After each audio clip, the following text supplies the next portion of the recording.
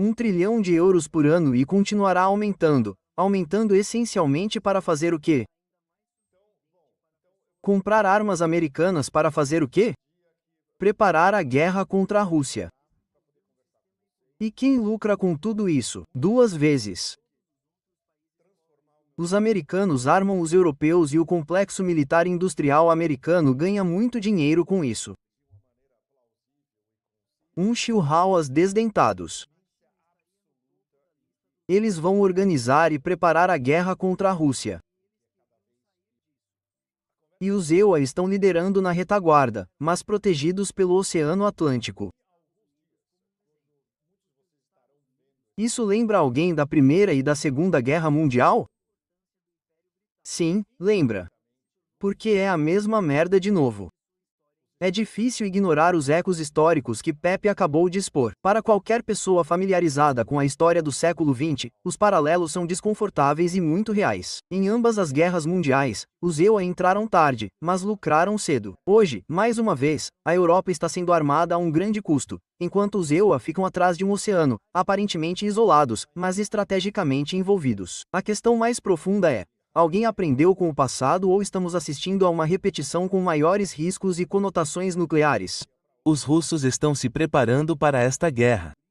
Não é o que está acontecendo na Ucrânia agora. Este é o ponto de partida. Os russos estão administrando o ponto de partida no momento. O jeito russo, como todos sabemos, se você entende a mentalidade russa, sabe que é assim que eles fazem guerras.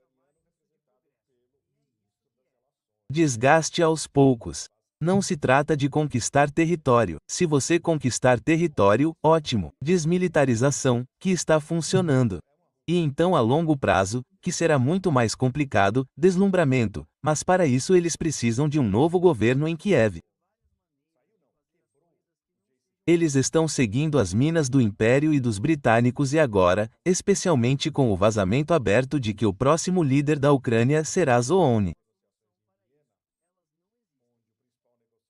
Sabíamos disso há 1 ano e meio que era o Juni porque ele deixou Kiev.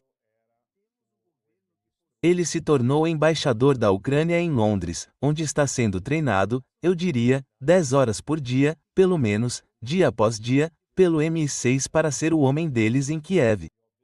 Todo mundo sabia disso. É ridículo. Agora está aberto porque agora é publicado até pela grande mídia americana. Então todos nós sabemos onde isso vai dar e, obviamente, os russos sabem melhor do que ninguém para onde isso vai dar.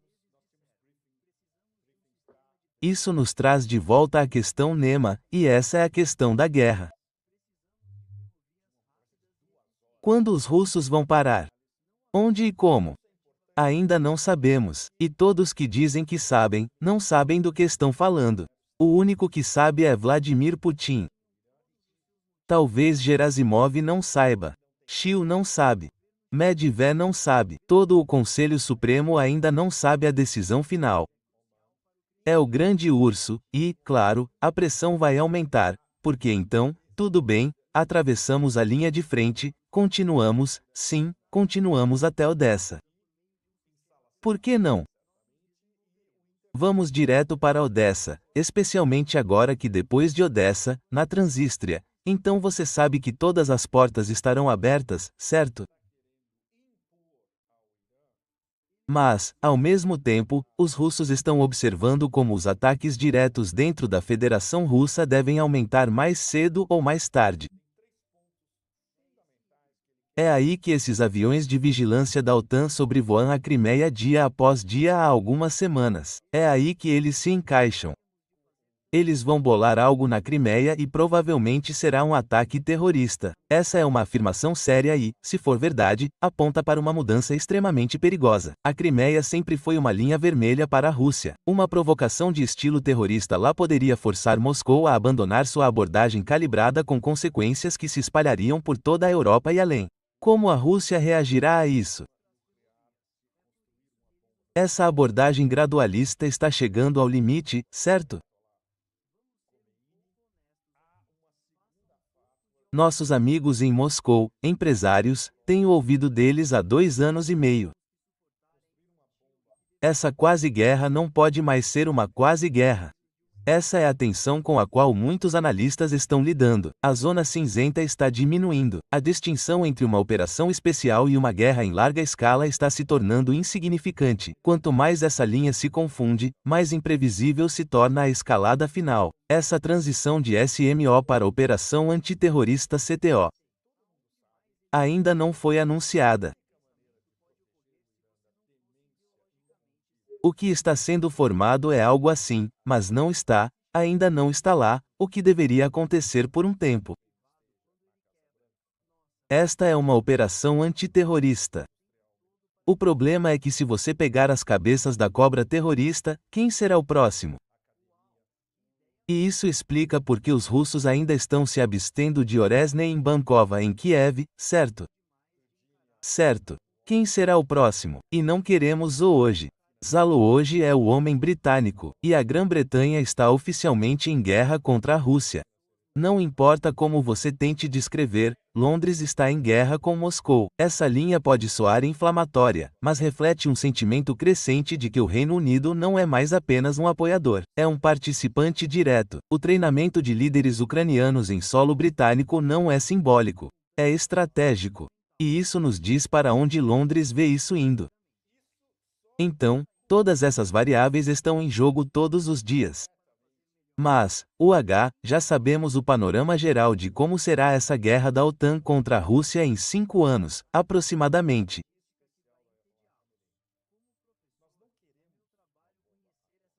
Então, os russos têm que calcular tudo em direção ao que vai acontecer dentro desses próximos 5 anos, e a abordagem gradual chega ao ponto em que, quando a OTAN finalmente declarar guerra à Rússia, a Rússia poderá destruir todos os principais nós básicos da OTAN em meia hora. O que eles podem fazer?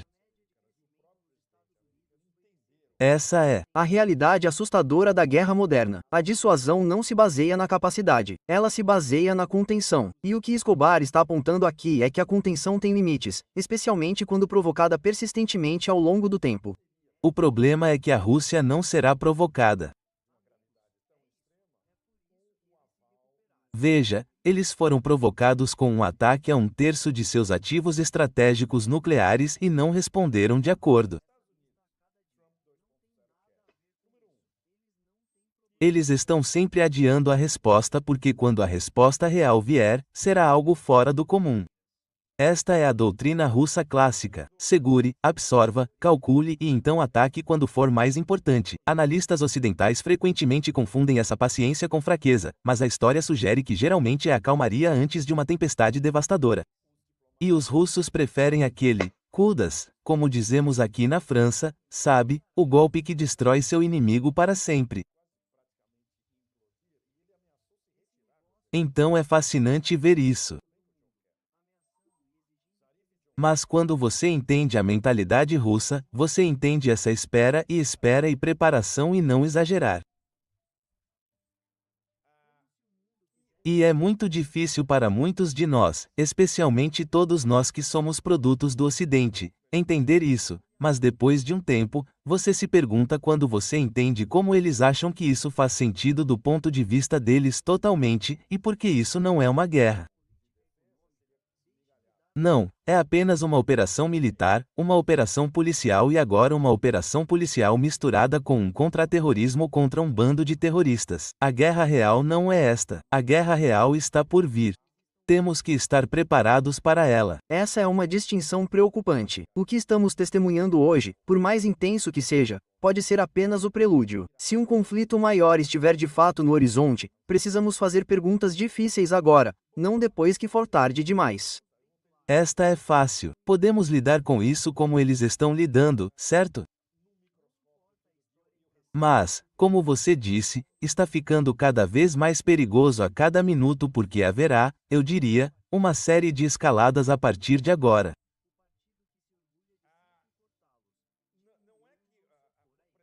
Não há dúvida sobre isso, especialmente quando você tem no poder na OTAN, no Reino Unido, nas chamadas lideranças políticas de diferentes nações da OTAN e em Bruxelas pessoas dessa qualidade, e estou sendo diplomático.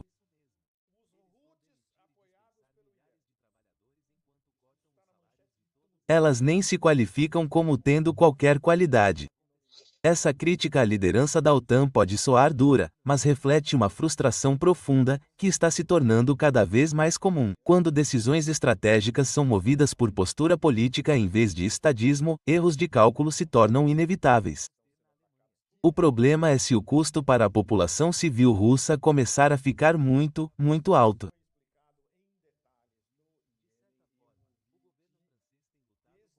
Não se esqueçam, por enquanto, do custo em termos de baixas russas. Ele já é muito, muito alto, e esse é um assunto extremamente delicado para discutir quando se fala em russo. Eu vi isso com meus próprios olhos e, em muitos episódios, eu tentava escrever ou publicar algo que eu sabia que era uma linha vermelha, porque seria considerado um ataque à segurança nacional.